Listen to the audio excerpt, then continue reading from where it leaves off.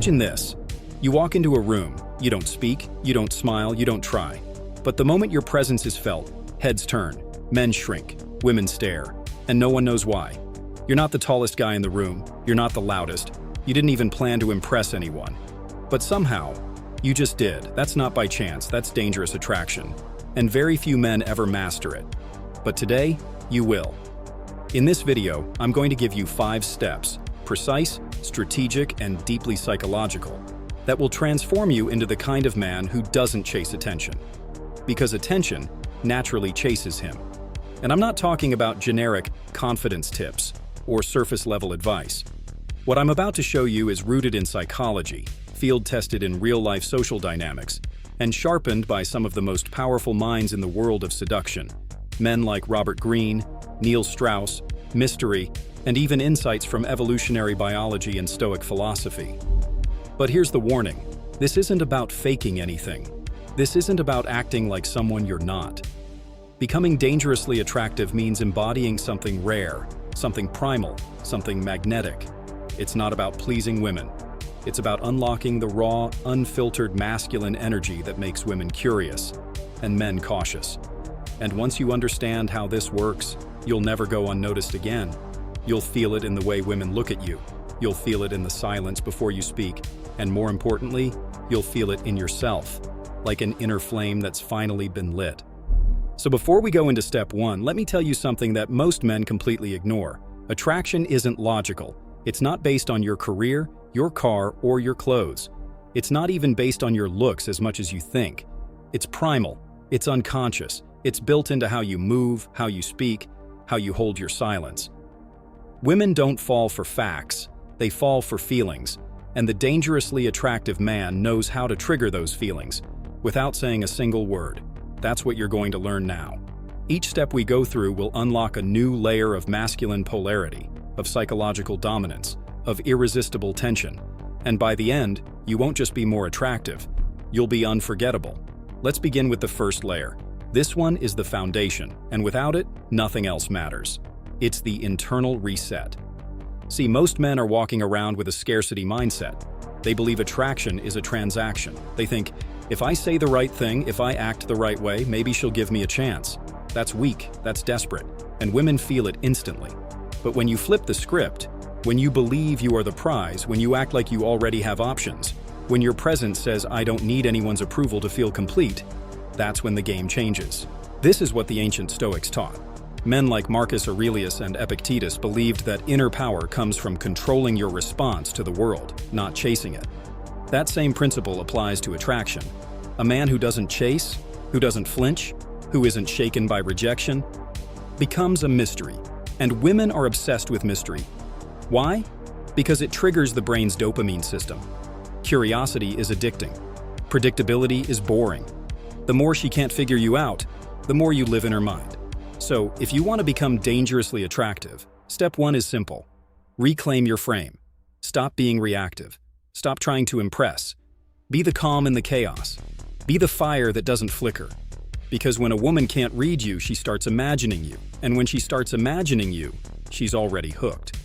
Now, I know what you're thinking. Okay, sounds great. But how do I actually do that? It starts with detachment. Real, ruthless detachment. Not pretending you don't care, but genuinely not needing validation. That means you stop chasing women. You stop over-explaining. You stop trying to prove your worth. You become still, silent, grounded. You speak when it's necessary. You move with purpose. You look at her like you already know who you are. And whether she stays or leaves doesn't shake you one bit. This isn't arrogance. It's self-possession. And it's one of the rarest traits in modern men. And here's where it gets deep. A man who's detached doesn't need to be loud. He doesn't need to be flashy. His power is quiet. His attraction is subtle. But it's felt. It's in the way he pauses before answering. It's in the way he listens more than he talks. It's in the way he chooses presence over performance. And that subtle difference makes a massive impact. In fact, a study published in the Journal of Nonverbal Behavior found that women consistently rated men as more attractive when they displayed slower movements, controlled body language, and calm vocal tone. because these cues subconsciously signal dominance and high status. Let me give you an example. Think of James Bond. He walks into a room, and he doesn't try to own it. He already owns it. He's not smiling at everyone. He's not fidgeting. He's not trying to fill the silence. His energy says, "I know who I am. I don't need your validation." That's what real attraction looks like. And you don't need to be a spy or an actor to do it. You just need to learn the psychology behind that presence and integrate it into your behavior. That leads us into the next layer, the second step. And this one is about polarity. Masculine polarity. Because let's be real, most men today have been softened, conditioned, neutered by a culture that tells them to suppress their edge. And that's why so many of them fail to spark attraction. Because attraction, at its core, is energetic polarity.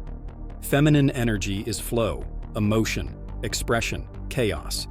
Masculine energy is direction, presence, stillness, strength.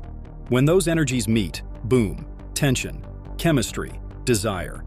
But when a man becomes too soft, too agreeable, too afraid of tension, he becomes invisible. You see, dangerous attraction isn't about being nice, it's about being real. A woman doesn't want a man who's afraid to lead. She wants a man who knows what he wants, who moves forward with purpose, and who's not afraid to create sexual tension. That tension is electric. It's what makes her lean in when you lean back. It's what makes her heart race when you say less. Because in that tension, she feels your edge, your masculinity, your depth, and it draws her in like gravity. But here's the key. This polarity doesn't come from domination or control. It comes from congruence, from alignment between who you are and how you show up. That's what makes it powerful. And when you get that right, you can walk into any room, say almost nothing, and still be the most attractive man there. I'll go deeper into this in the next part. But for now, I want you to sit with this idea. Dangerous attraction doesn't come from doing more. It comes from being more, from holding your frame, from embodying masculine energy, from turning silence into tension. And if you master that, she'll chase you without even knowing why. Now let's go deeper, because becoming dangerously attractive isn't just about what you project, it's about what you withhold. See, most men believe they need to pour everything out on the table right away. Their life story, their intentions, their feelings, all out there in the open. But here's the uncomfortable truth. Women are not drawn to certainty. They're drawn to uncertainty, to mystery, to gaps they can't quite fill in. Why? Because the unknown fuels imagination, and imagination is what creates obsession. Step 3 is all about strategic mystery, not playing games, not manipulation, but using selective disclosure to stimulate curiosity. It's the same reason we binge-watch series with cliffhangers. The unanswered questions keep us hooked, and when you become a man who doesn't reveal everything at once, who leaves space for her to wonder, to fantasize, to guess, you enter her mind and stay there. That's the real seduction. Not in the words you say, but in the silences you create. And this isn't some abstract theory. Think about it. The men who leave the deepest marks on women, the ones she keeps thinking about months later, aren't the ones who spilled everything. They're the ones who made her feel something she couldn't fully explain. They're the ones who left her wanting more. So, how do you apply this? Start by controlling the narrative. You don't need to answer every question directly. You don't need to overshare. If she asks what you do, don't just say, "I work in finance." Say something like, "Let's just say, numbers work for me, but I prefer not to bring work into conversations like this."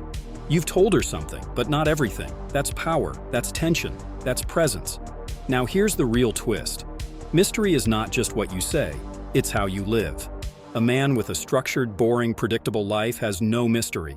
A man with rich experiences, deep passions, and an inner world that isn't accessible to everyone. That man becomes irresistible. Because she doesn't just see you. She senses there's more to discover. And human psychology craves discovery. The more you make her feel like there's something beneath the surface, the more she'll want to dig deeper. This is why Neil Strauss, in The Game, constantly emphasized the power of contrast. A man who seems calm but has a dangerous side. A man who seems detached but suddenly looks at her with piercing intensity.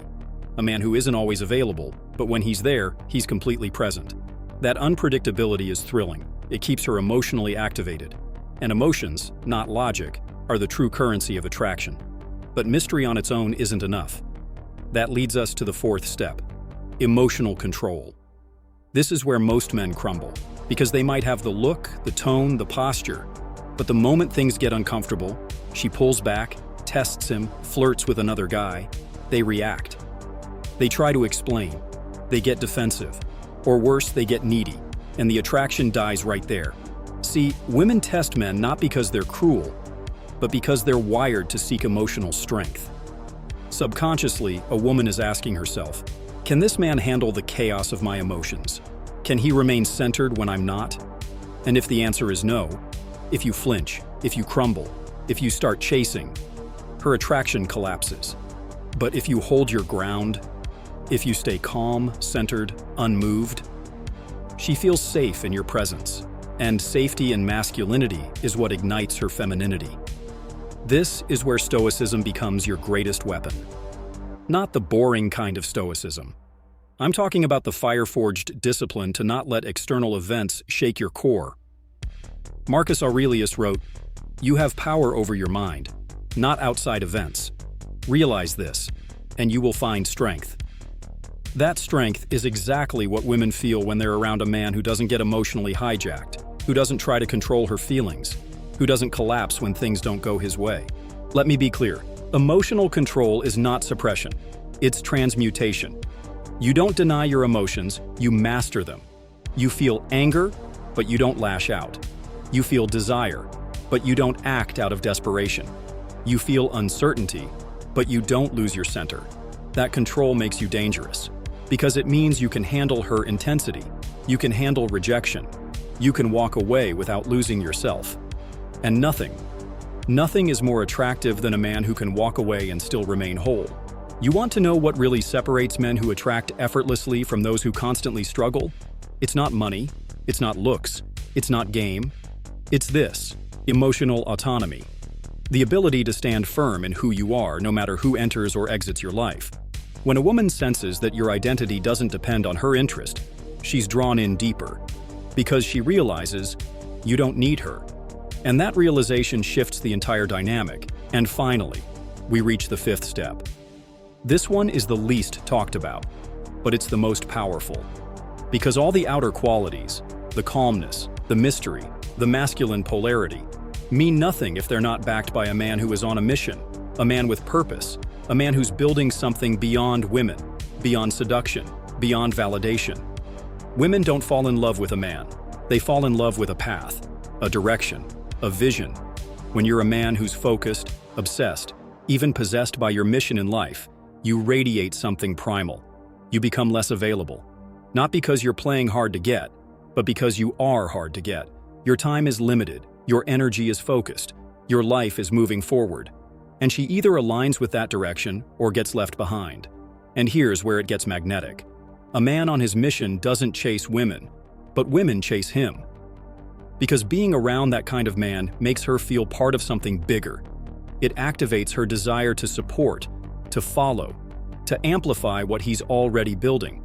That's not dominance, that's leadership. And women respond to masculine leadership with feminine surrender. That's the polarity. That's the flow. That's what creates deep, lasting, passionate connection. But if your mission is unclear, if you wake up every day wondering what to do, who to text, how to fill your time, then you become stagnant. And stagnation kills attraction. So ask yourself, what am I building? What am I here for? What am I willing to suffer for, to rise for, to become obsessed with, even if no one else understands it?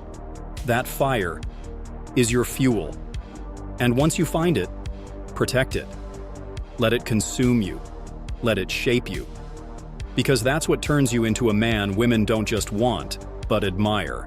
Let's peel back another layer. Because once you understand how these 5 steps operate, something interesting begins to happen. You stop thinking about attraction and start embodying it. It becomes a byproduct of who you are, not something you have to do. And that's when you cross over into rare territory. The kind of man who doesn't just attract women, he alters them. The kind of man who imprints his presence on her nervous system. Because when you operate from truth, alignment, and deep inner power, your energy becomes unforgettable. Now here's the paradox. Most men try to become attractive by adding things. More muscle, more fashion, more lines, more tactics. But the dangerously attractive man? He subtracts, he removes the noise, he removes the performative layers, he strips himself down to essence. What remains is raw, unapologetic, unfiltered, and that rawness, that uncompromised self, is what women crave. Because it's rare, because it's real, because it's not looking for approval, it's simply there. And presence like that can't be ignored. But let me introduce something most men never consider: dark energy. I'm not talking about being toxic or manipulative. I'm talking about integrating the parts of yourself that society told you to suppress: your hunger, your ambition, your desire, your instinct to dominate in the right context. Most men walk around fragmented, only expressing what they think is acceptable. But when you suppress your shadow, you also suppress your magnetism. Carl Jung said it best: until you make the unconscious conscious, it will direct your life, and you will call it fate. So what happens when you embrace your full spectrum? Not just the light, but the dark. You stop trying to be perfect. You stop trying to be nice all the time. And you start showing up with full masculine polarity. Women can feel this. They can feel when you're whole, when you're not hiding parts of yourself. And while they might not be able to describe it in words, their bodies will respond. Their eyes will linger longer. Their walls will soften faster. Because there's safety in your depth, there's erotic tension in your emotional range, and there's danger in your unapologetic presence. Now, don't mistake this for being aggressive or careless. This is disciplined wildness, the kind that's been refined by experience, the kind that knows when to lead and when to hold back, the kind that doesn't react to every impulse, but doesn't fear them either. That balance between intensity and control is what separates average men from the few who women remember for years. And let's talk about how this translates in real interactions. When you speak to a woman, do you rush your words? Do you seek her reaction? Or do you speak slowly with precision, letting silence stretch before and after your sentences? Because here's the truth: slow is seductive. Rushing communicates nervousness. Slowness communicates confidence, comfort, and control. It tells her you're not afraid of pauses. You're not desperate to fill space. You're comfortable in the unknown, and that's sexy. Add to that your gaze, not a stare, not a glare, but a grounded gaze, one that rests gently, confidently, without flinching. A man's eyes reveal his level of inner stillness. If your gaze flickers, scans, avoids, she senses instability. But when your eyes hold hers without trying to do anything, without seeking approval, without trying to seduce, you create a tension that cuts deeper than any line ever could. And then, touch. Here's where most men fail. Either they're too passive, waiting endlessly, or they're too forceful, making her recoil. But the dangerously attractive man understands the art of touch. He knows that initiating subtle, confident, calibrated physical contact, like a brief touch on the lower back as she walks through a door, can trigger powerful physiological responses. Why? Because it conveys dominance and safety simultaneously. And that dual signal is rare, but it's irresistible when done right. But this level of awareness requires presence. And presence is a muscle most men never train. They're too caught up in performance, in outcome, in trying to win her over. But women aren't looking for performers. They're looking for anchors, for a man who can slow down time, who can make her feel seen, not scanned, who doesn't just hear her words but reads the energy behind them. And that kind of man doesn't need to impress, because being fully present is the impression. Let me show you something powerful. When a woman senses that you're not in a rush to get something from her, that your attention isn't transactional, she drops her guard. She stops scanning for red flags. She begins to melt into your energy. Why? Because she's so used to men who only stay present until they get what they want. But when you remain grounded, even after attraction builds, she sees something different, and different is desirable. So the question becomes, can you stay present through the full range of her emotions? When she flirts, when she pulls back, when she teases, when she tests, can you stay unshaken? Not cold, not robotic, but grounded, certain, alive. That's what she's scanning for. That's what creates emotional contrast. That's what makes her feel something that bypasses logic. And here's the final insight for this part. The dangerously attractive man doesn't wait for permission to lead. He doesn't wait for signs, signals, or certainty.